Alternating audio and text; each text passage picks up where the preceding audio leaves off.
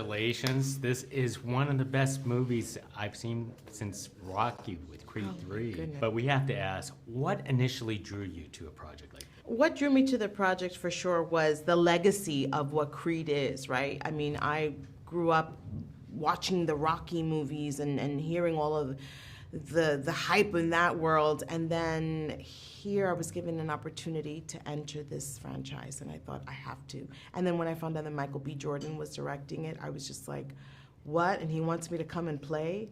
Absolutely, yes, yes, and yes. So, and the script was great. It was one of the first scripts that I was able to read through without putting it down, because sometimes you get a script, you read a little bit, you put it down, come back to it later, and this one I read in one sitting, so it was great. Tell us about the character Lore, because I know you played motherly care before. We spoke several times Yes. about it. How is she different? How she's different is that she's in a male-dominated world. You know, she comes from a history of it. So I know that there was a lot of stuff that she had to deal with, which made her even harder, which made her even stronger.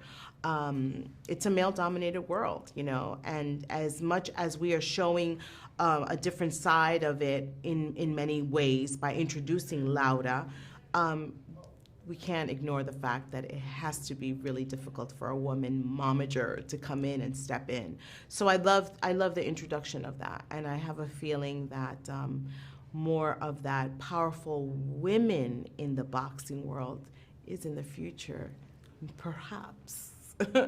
So do you see her more of a mother or like a coach to Felix? I think it's both. I think she's his mother, but she's a coach. You know, she has to stand down because she trusts Adonis, she trusts that world, but she's also in his ear. You know, she's also like, you got to do this, you got to get him to do this. She's telling Adonis what she wants from him.